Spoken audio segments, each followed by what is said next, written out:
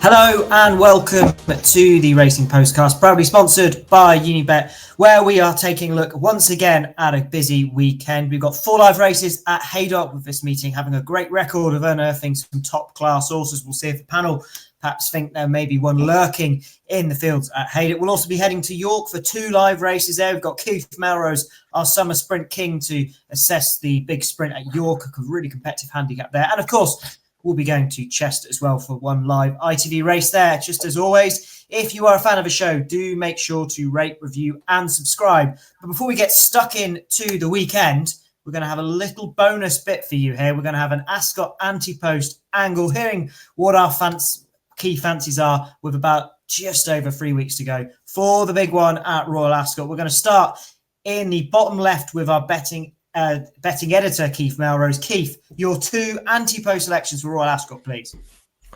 Well, we asked for 2, and I thought, well, it's funny that, because I've only had 2 bets for Ascot so far. I've also done a big Yahoo double on them. I've been looking at the King Charles III Stakes, the Old King Stand, and the Jubilee Stakes. Jassur's running on Saturday over 5. I think 5 furlongs is potentially the making of this horse. He always tended to blow his brains a little bit over 6. And he's obviously got loads of good Ascot form. It's still a very open race, the King Charles. So I thought he was a very big price ahead of his reappearance. Might not put him up on Saturday. He needs the run. He had 3 entries last weekend, didn't run in any of them, and he's out again. So I think they're just getting a run into him this weekend, but I fancy him to really come on for the King Stand. And then in the Jubilee Stakes, I thought Flora of Bermuda shaped so well at York, considering how weak the market had been against her on her reappearance. Gave in a sheer in a right race. And obviously she has good Ascot form herself. She was 3rd in the Champion Sprint last October and was really hitting the line sort of hard just in her general profile. She was improving at last back end, came back with a big run. She was also well at double figure odds. So yeah, I've backed both of them at double figure prices. And when you've done that, I thought it was a bit daft not to have a tiny little double in case it comes off. So there are my 2 at Royal Ascot. You've got Jassur in the King Charles III and Flora of Bermuda in the Jubilee. Just saw 25-1 with Unibet, Flora of Bermuda 14-1. We're also joined by, in the top right, if you're watching along, Tom Park, who's heading to the Premier League darts final later today. Tom, what is going to hit the bullseye for you at Royal Ascot? Yeah, I like in the King Charles as well. I like Asfoora. She's coming into this race arguably in better form than she was last season. Her run a couple of starts ago in Australia was very, very good. And if she has improved from last season, then she's got to have a right chance, because these Australian sprinters are just better than ours. She was in great form last season, obviously won this race, but didn't really do anything wrong after that. Bit unlucky at Goodwood, ran a perfectly respectable race in the Nunthorpe. And yeah, I think 7-1 absolutely underestimates her chances. I think she's a great each way bet. My second is Rosalian. Just think that run last time screamed of he's going to come on bundles for it. Travelled just about as good as anything in the race. Still showed that initial spark. He had that turn of foot, he just couldn't sustain it. And I think he's a cracking bet at 4-1. I absolutely make him the one to beat. It's a cracking division, the mile division this season, but there's just something a little bit special about Rosalian, and he's got winning form at Ascot, albeit on a different track. I think he's going to take the world a beating, and I think 4-1 is a cracking bet still for Rosalian. So they're my 2 for Royal Ascot. Yeah, exciting mile division, as you say, and I mean, we're looking longer ahead. You've got Field of Gold after last week. You've got all the Guineas form. It's fascinating for what will happen throughout the rest of a flat season. Of course, Postcast will have you covered with all the tips for the rest of a flat season, no worries. And I'm sure we'll have plenty of appearances from Ed Nicholson. Ed, give us your 2 for Royal Ascot, please.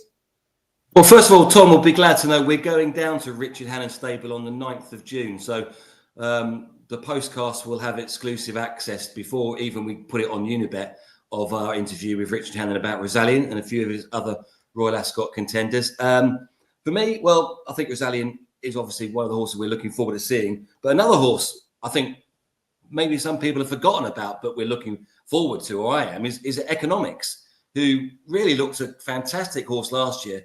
That Dante performance still lives in my mind rent free. And I kind of thought, we all thought he was going to be a fantastic horse. He did win his Group 1, but then disappointed. So interesting to see him get back on the track with William Haggis. So Economics and the Prince of Wales Stakes on a Wednesday. I'll be really interested. I noticed he's about 5-1, which, you know, if he's fit, raring to go, it'll be a good race, but seems to me to be a fair price. But the one that I'm putting up is a filly that maybe not many know about unless you really watch your racing day in, day out. It's in the Albany. It's Venetian Sun, who is a once raced filly from the Carl Burke stable, who won at Carlisle over 5 in a really good time. According to my speed figures, it was the best time of a first time out 2-year-old. They're going to go up a furlong to the Albany. I think that's what they've said. And at the moment, you can get 10-1. There will obviously be these monsters from Aidan O'Brien and Charlie Appleby stables. I know that. But just that speed figure. And the form has taken a bit of a boost. The second one, the Hilary Needler last Saturday. So, yeah, 10-1, owned by Tony Bloom. She's already entered in the Group 2 in Ireland at the back end of June. So they obviously think she's up to it. Yeah, 10-1 Venetian Sun. That'll do me. Yeah, make a strong case. That was the thoughts then at Royal Ascot for Keith Melrose, Tom Park and Ed Nicholson. Let's move on to the main part of the show where Haydock is our area of focus and the big race of the weekend. And it looks a bit of a cracker, this. The 3:33 at Haydock, the Betfred John of Gaunt Stakes, where we've got proven horses taking on some improving types. And at the top of betting is a proven one indeed. It's a Group 1 winner in audience at 3-1. Alanabi at 7-2. Kinross, no more proven than him in the lineup, at 9-2. Spycatcher 8-1. Room Service at 10s. 10 Bob Tony 11-1. Kukui, related of course to the Great Frankel at 14s. Volterra 18-1. Gray's Monument 20s. Mount Athos 22s, along with Quinault and Tiger Bay 28s. Let's start with you, Tom. What do you like in our opener? Yeah, great race, isn't it? I think audience, you can probably take him on here. Obviously, they've got a lot to find with him off his rating, but he's talented on his day. But I just think he's had a few disappointing runs, and he just seems one of them horses that you've really got to keep the lid on. And yeah, I think you absolutely have to take him on here. I like Ali and Arby. Won well here over course and distance. They've experimented with trip with him, but they may well have found his niche. These 7 furlong horses tend to be specialists, so he's been tried at £1.25 a few starts ago. I thought he was really impressive, and he's going to have to take a big step forward because it's a good race. But I thought he was the most solid of those towards the top of the market. Kinross usually needs a couple of runs to get going, but it's obviously very, very good on his day. I mean, if this was towards the end of the season, I'm sure he would probably be favourite. But I thought Ali Narbi was pretty solid here, so he's the one that I'm going to be siding with. Yeah, he's about 7-2. Keith, what's your fancy here? It is an interesting race, and Parky mentioned Kinross there. I remember being dead against him when he reappeared in the Chip Chase at Newcastle this late June last year, thinking, there's no way he'll be fit, and he nearly put a lot of egg on my face, finishing second. But you look on form, audiences on those runs that stand out miles clear on the ratings, but as Parky says, a hard horse to catch right. So I mean, I look down, and there's, of all the horses that have a chance on form, there's one whose price stands out a little bit. There's a horse that I think I might have backed him in this race last year when he finished in midfield, and it was Quinault, who is a bit of a horse that takes a bit of time to get going. He has won on reappearance, but that's when he was rated, in the 70s or something. He was far too good. Didn't matter how fit he was to win that day, but he has tended to take a few runs to get going. He's run twice already this year abroad in the Middle East. So he has got a little bit more behind him at this stage of the season than he would have at this stage last season. He is pretty deadly over a stiff 6 or an easy 7, which is what you'll get here. He handles a bit of cut in the ground. We've had a lot of rain up here this week, and he handles that better than quite a lot of these. And in fact, when he was entered, I think a few maybe more would have expected faster ground. Don't love that draw in 10 particularly, to be honest. He's a horse that likes to blast out, but with the speed he's got over 6, he can just get to the front against some of these horses regardless. And obviously once you get the slightly softer ground at Haydock, you're playing the percentages by being nearer the front. It's just one of these horses that should be in with the 10-12 shots, but you can back at 20-1 plus. So it's Kino for me. Going for Keith Melrose. And finally, Ed. I found it an interesting race, if not a difficult one. I actually am opposite to Tom. I think you can take on Ali Nabi. I know he finished 5th in his Guineas, but that race last time, if you look at speed figures, he wasn't that far clear of the handicap winner in the previous race in terms of time. I know time can be misleading, and you have to look at other factors as well. But the race itself wasn't the best race in the world. I would take him on. But the question is with what? I totally agree with the comments about audience. Best horse in the race. We put him in at around about 2-1, drifted all the way out 7-2. No one really wants to know. He hasn't got an audience. No one wants to know. And I think the horse that I'm probably going to go for, because he is the next best horse in the race, is Kinross. And I was going to make the same point that was just been made. We all think he needs the run first time. But if you look at his record, he's actually not. I think I even said it last year. But when he ran in that chip chase, he did come second, just beaten a little bit, and ran really well. And if you look at his record, he's not too bad. But the thing for me is the ground. I got this horse completely wrong last year. I didn't think it'd win a race last year. His form kept on being disappointing based upon BHA performance ratings. But when he gets that good to soft ground, that's the difference. He just becomes a different horse and soft. And that we haven't discussed that. It's going to be good to soft. And as Keith said, if it gets any softer, you play to the percentages, and the percentages are when it's soft, Kinross wins. So I'm just going to back Kinross because I want to take on the top 2 in the market. But I kind of think there might be an upset. You're right, because you can easily say Kinross might need it softer, might need the run. But I'll go for Kinross. But I want to take the top 2 on. That's for sure. Yeah, as you say, Ed, important to mention the ground good soft at the time of recording here on Thursday afternoon. Like to see a difference of opinion on the big race. Good to hear. Let's see if the theories are the same on the 258 at Haydock, the Betfred Nifty 50. Leicester Piggott, Fillies Stakes. We're at the top of betting. We've got joint favourites at 9-4. Estranged the Grey, who produced that rather breathtaking win at Goodwood on debut last season versus Shahar, who was a very good winner at Goodwood as well last time. Beautiful Love for Godolphin at 3-1. Chorus at 12-1. Sue Life at 14s, along with Bay of Sanibel. Our Golden One at 22s and Invisible Friend at 33s. Ed, you can start us off this time. What do you like?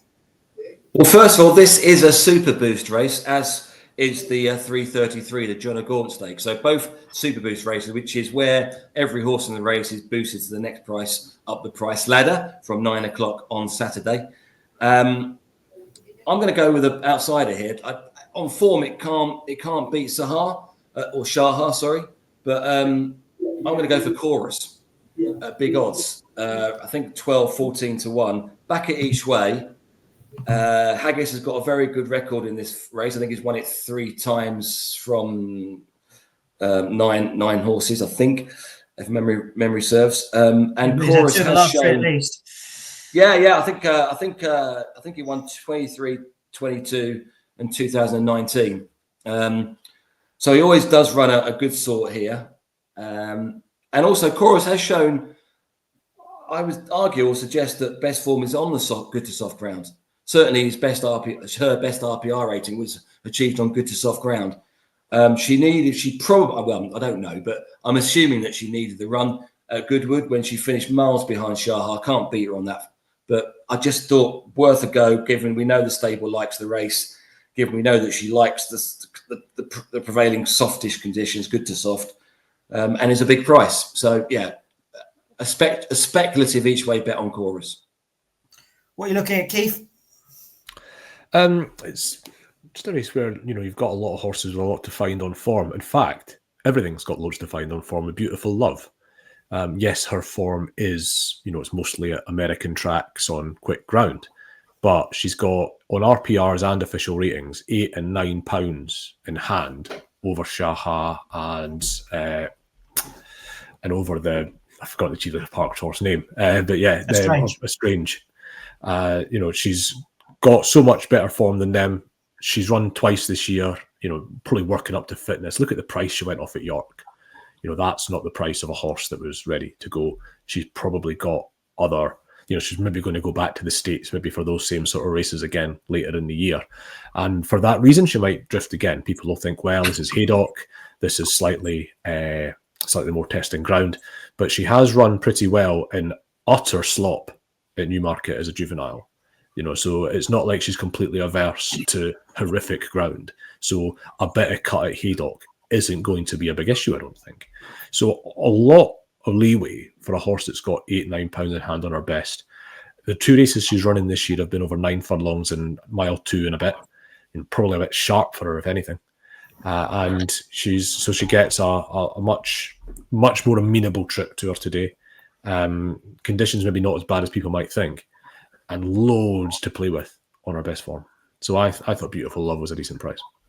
Yeah, Beautiful Love selection. Keith, I think they should add Utter Slop as a going description. I think that would be a great addition after Heavy. I quite like that.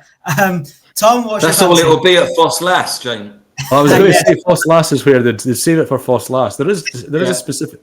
in my head, Foss Lass Heavy is a genuine going description. As is Bar Firm on the other end of the section. So what was your fancy, Tom? I really like her Strange. You're taking a little bit on chance on what we know about her. She's very unexposed. Burst on the scene at Goodwood last year. I mean, how good was that? She's had 2 runs since. Was beaten on an next start. But won a listed race at Doncaster on a final start last season. I really like that form. Like, she beat a horse called Danielle of the Gosdens, who I think is pretty good. And she made it look pretty ordinary. I think she's very, very good, and I'm really looking forward to seeing her have a good crack this season. I think conditions will suit.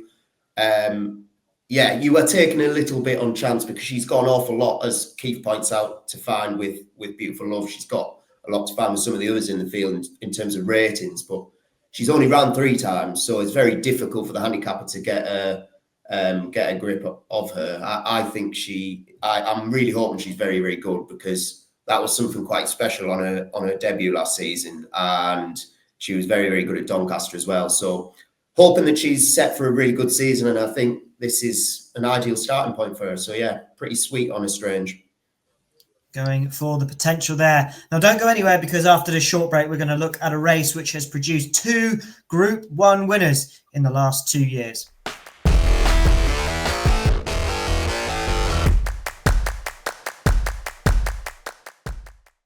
Right, on to our third race now. This is the 223 at Haydock, the Betfred, the classic bookmaker Achilles Stakes. I mentioned this race has got a good record of producing future Group 1 winners, regional and believing, both going on to win at the top level after winning this listed race. Well, will we see a future winner here? Well, Keith Melrose has already made the case for Jasor, perhaps, as a Royal Ascot contender. He is 130, second favourite, because your market leader is no half measures at 2-1 Jasor, as we mentioned, 130. Liavani, 9-2. 7 Questions, 17-2. Democracy Dilemma, 12, along with Rage of Bambi. Chagrin at 12s as well. Balmoral Lady at 18s, and Fahrenheit 7 at 40s. Now, Keith, we touched on Jasor earlier in the show. Why are we not going with him today?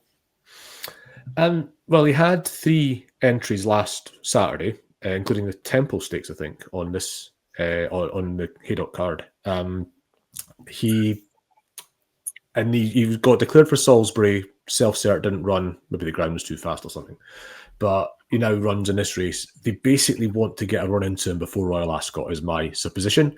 And he might be good enough to win this. I may get him on side if he drifts a little. But I just have this in my head that he needs a run before Royal Ascot. It's all about the King Charles III. So he's not one to take his running up to his best today, I wouldn't have said. So I'm not necessarily with him today. As I say, I may get him on side if we get a slightly bigger price than that, because you don't want to be opposing horses that you generally like under conditions that ought to suit, just on some sort of logical full thread that you've got in your head.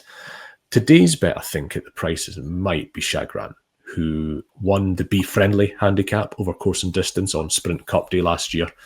And you look at that York form, where he was 4th last time. I thought he shaped okay in that race. He looked like he was probably a little bit high in the weights to win some of these good handicaps, but it was American Affair won it, GM Jungle was second. He's second. He's favourite for a race we're going to talk about shortly. Toko Madeira has since been out and run to a very similar level in a good race at Windsor. And Chagrin was fourth there and shaping pretty well. I did say in my notes after that, he's probably going to have to be listed class to win a handicap near a Handwell. Here he runs in a listed race instead, under conditions that he's known to suit. You know, he has form when it's good or softish side of good, so ground's not an issue again. Thought at double figure odds in a race that is quite interesting, but isn't necessarily hugely deep. And I'm not sure, apart from Jasur, who, you know, we've talked about, whether there's a real Grade 1 winner lurking in this race. I thought Chagrin on the day was a good bet, and maybe an each way bet as well, given his course form's so good, given he's got those 2 runs behind him already this spring, so he's fit. He's got the ring of a nice each way bet, actually. Yeah, Chagrin is 12-1 at the current prices, so could well be an each way fancy. Ed, what's your selection here? Would you look for one at a bit of a price? No, absolutely the opposite. I'm going for one that isn't the price.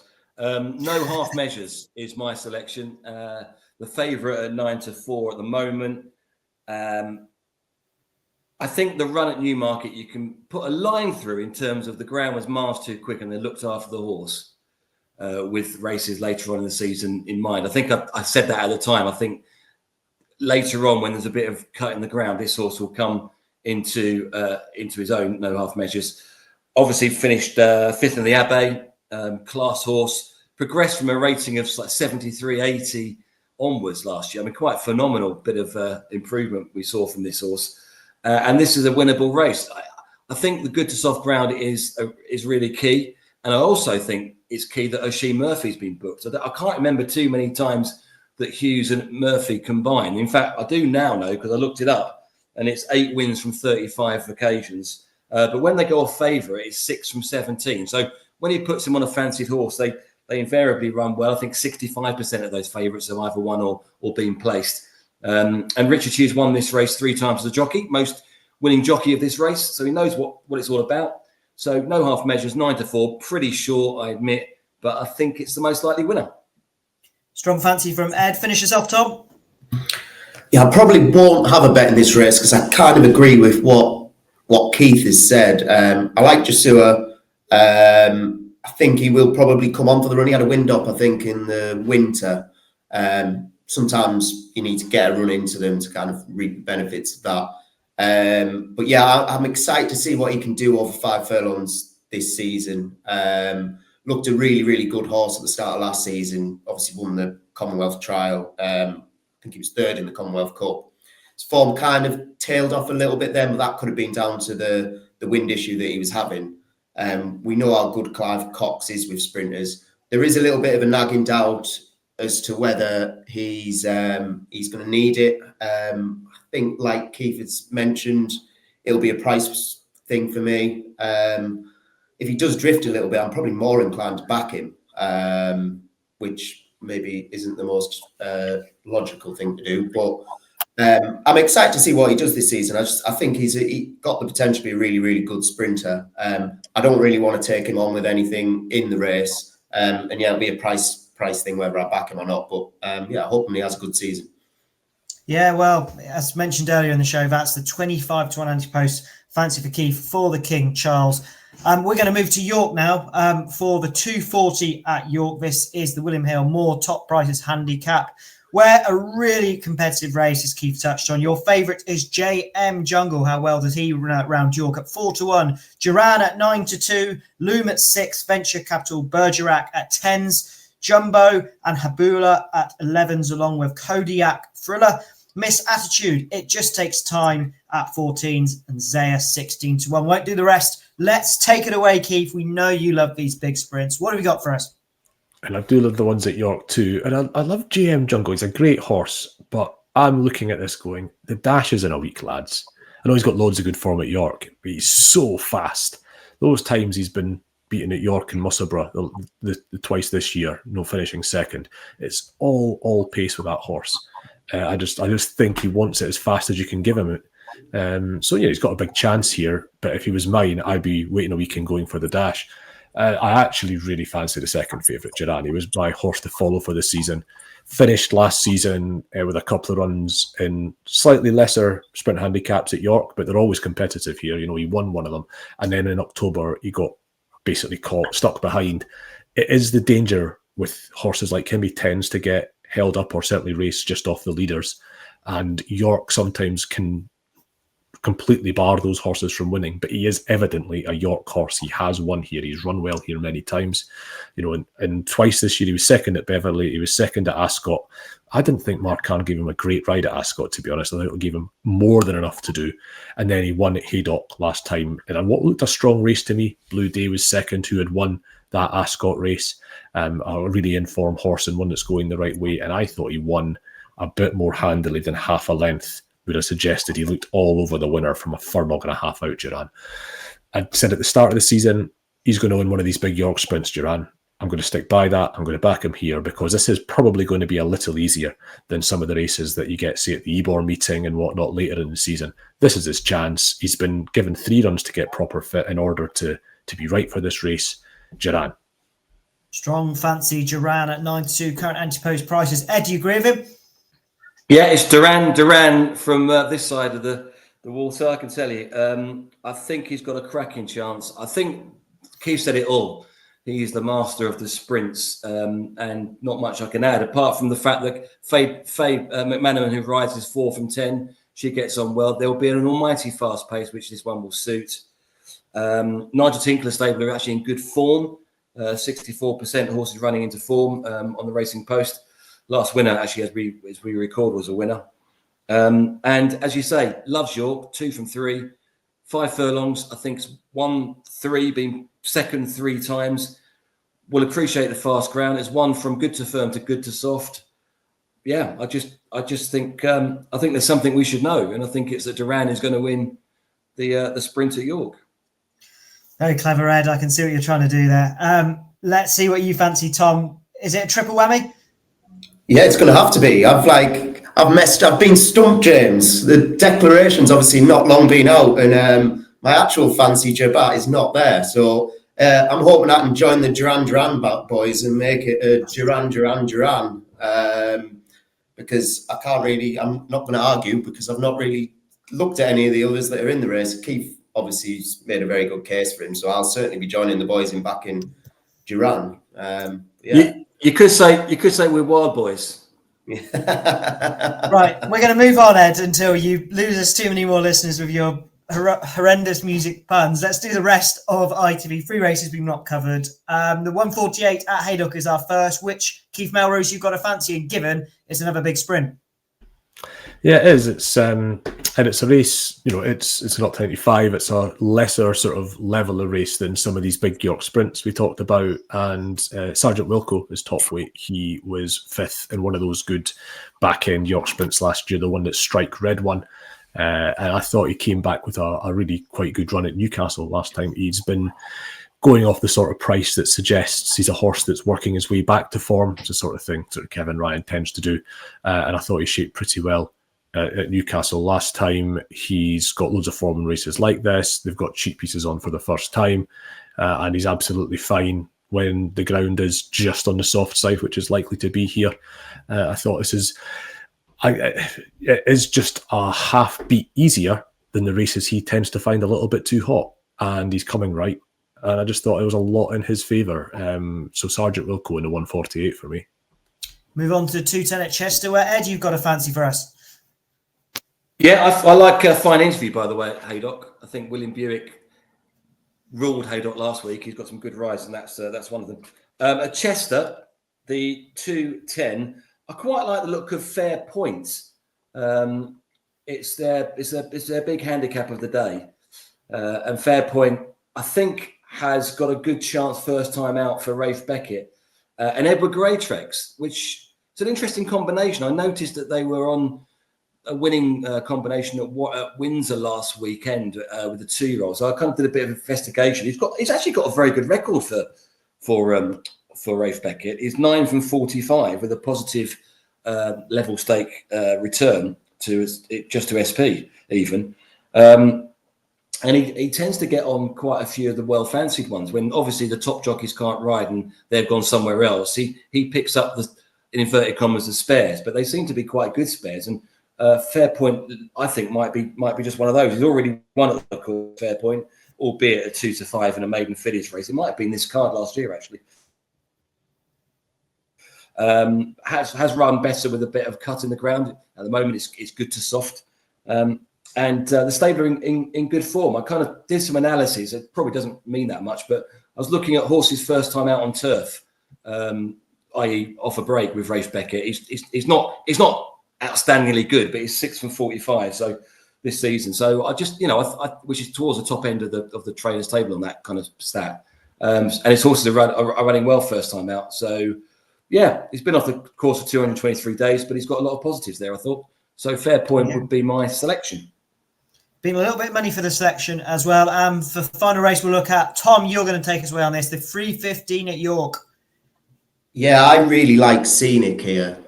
Love this mare. Ed Walker, you see, does the column in the Weekender, and he always spoke in glowing terms of this mare last season. It always made me wonder why they never ran her in a handicap, because she was rated about 89, I think she was, and then they were always pitching her in Patton Company, chasing the black type. And she got a day in the sun in the Galtres Stakes here at York at the EBOR meeting, where she's brilliant. She's absolutely brilliant.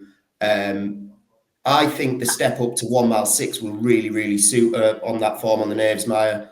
And I just think she ran a stormer at Goodwood last time as well, where she will come on for that plenty, I would imagine. Ed Walker said as much in the Weekender this week, that she will come on for it. This will have been the big plan, given how impressive she was at York last year.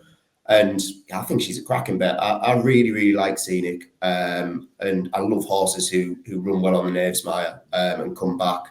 And this looks the ideal race for her. If you watch that win in the Galtres, she'll have no issue stepping up to this kind of trip. It'll arguably bring out more improvement. I think she's a cracking bet. Strong reviews from Tom, and a good plug there for the Weekender Ed Walker's column. Always a good read. Gives plenty away, doesn't he, Ed? Tom? Good read. Yeah. We will go on to our best bets of the weekend after this quick word from our sponsors. Want betting on the horses to be anything but flat? With an app that impresses every time out. You're on. Want to watch live streaming of races in the UK, Ireland and around the globe?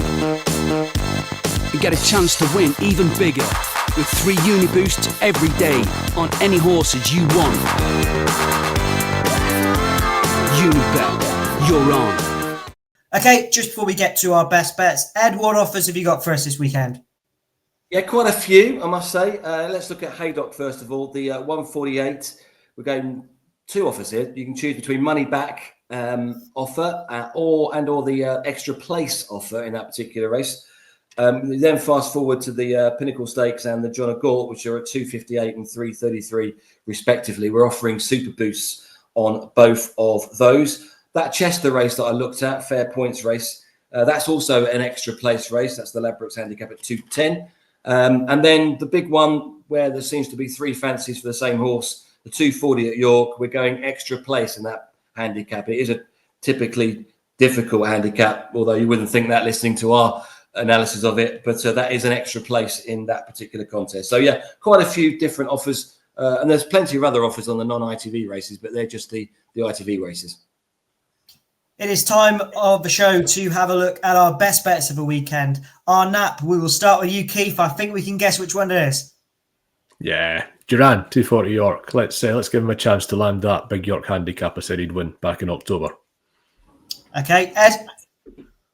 Yeah, Duran, save a prayer for me and Keith, because I'm going for him as well to win this handicap. Got a good York record, good sprint record. Yep, big pot for Duran. Nod of a disapproval from Tom Park. What are you going for, Tom? Something more sensible. Come on.